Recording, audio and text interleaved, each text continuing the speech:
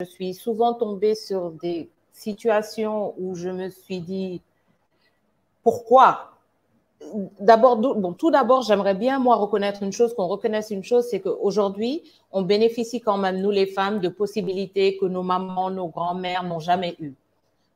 Les femmes poursuivent de belles carrières, les femmes œuvrent pour impacter positivement leur communauté. Il n'y a qu'à regarder notre plateau actuel, tu vois. Et il faut reconnaître que beaucoup de progrès ont été faits. Les filles sont beaucoup plus souvent scolarisées, elles accèdent à des métiers qui étaient autrefois réservés aux hommes et leurs compétences sont reconnues. Donc, ça, franchement, je le reconnais et je suis très reconnaissante de cette situation.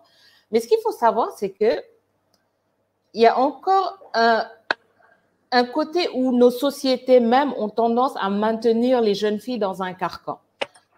Pourquoi je dis ça? Un exemple très simple. Hein. On a Nabounou qui est alumni d'10 000 codeurs. Cette jeune fille, elle est aujourd'hui, elle a moins de 30 ans, elle doit avoir 26 ou 27 ans. Elle est directrice des opérations dans une société, dans la filiale d'une société canadienne.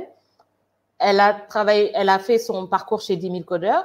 Elle s'est battue pour pouvoir faire des études supérieures parce que, comme elle dit elle-même, dans le Nord, on ne met pas les filles à l'école. Donc, elle s'est battue pour aller à l'école, pour continuer ses études, pour faire des études supérieures, pour faire sa carrière. Et donc, on a un aspect dans la société qui fait que on ne pousse pas assez les femmes à s'imposer, à croire en elles.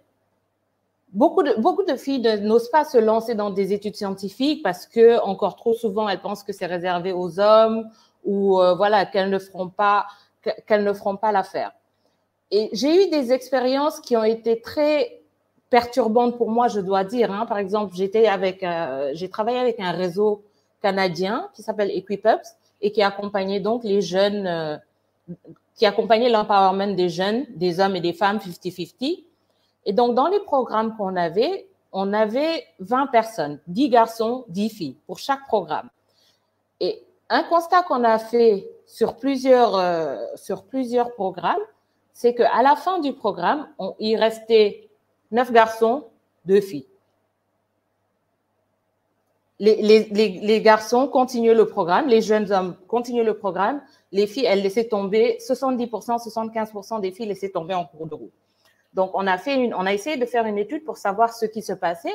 Et en fait, la réponse qu'on avait souvent, c'est, vous savez, moi, je dois faire la cuisine à la maison. Vous savez, moi, je dois faire le ménage. Vous savez, moi, je peux pas trop partir à l'école parce qu'on me dit que je passe trop de temps en formation, etc. Donc,